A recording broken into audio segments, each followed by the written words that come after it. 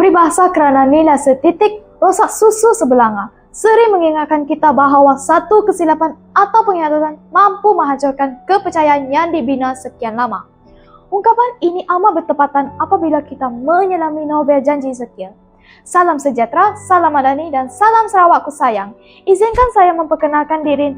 Nama diberi Vivian Beatrice dan bersekolah di Sekolah Menengah Kebangsaan Marudi Baram YEB 4301. Pada hari yang penuh bermakna ini, saya ingin memperkenalkan sebuah novel berjudul Janji Ezekiel karya Aisyah Ros yang diterbitkan oleh Manis Wordworks. Novel ini bukan sekadar sebuah karya fiksyen biasa, malah merupakan naskah yang syarat dengan konflik emosi, nilai kemanusiaan serta persoalan tentang maruah, kepercayaan dan pengkhianatan. Novel Janji Ezekiel mengisahkan perjalanan hidup seorang wanita bernama Aisyah Hurairah. Kisah bermula apabila Aisyah menyertai sebuah misi antarabangsa di Itali.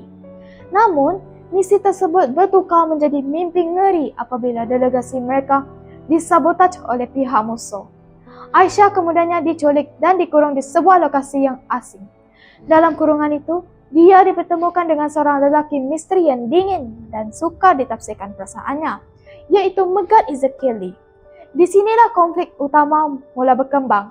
Aisyah berdepan dengan pelbagai cabaran dan pergolakan emosi yang menguji ketabahan dirinya. Dalam keadaan terdesak dan penuh ketakutan, Ezekiel berjanji untuk melindunginya.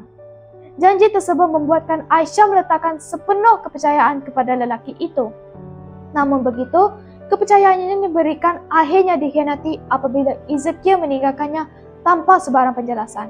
Konflik semakin memuncak apabila setahun kemudian, ketika Aisyah sedang berusaha membina semula kehidupannya, Ezekiel muncul semula dengan membawa pelbagai ancaman dan persoalan yang belum terungkap.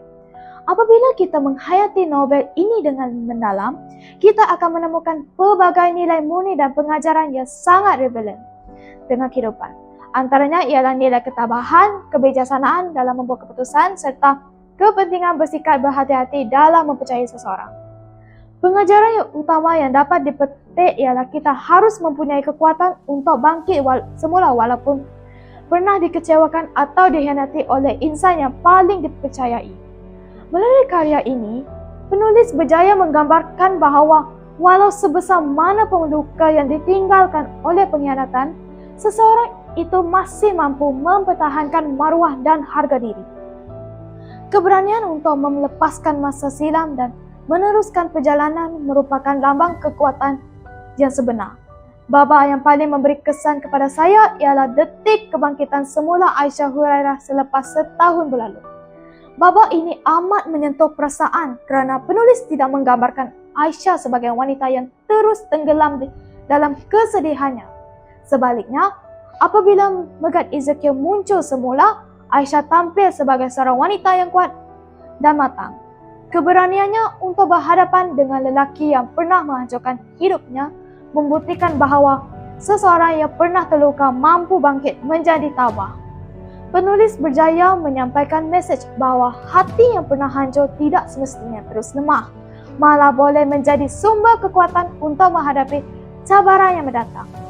Jika ditanya sama ada saya akan mengesyorkan novel Janji Ezekiel kepada pembaca lain, jawapan saya ialah ya. Novel ini bukan saja menawarkan jalan cerita menarik dan penuh suspens, malah menyampaikan mesej yang mendalam tentang kepercayaan, ketabahan dan nilai harga diri.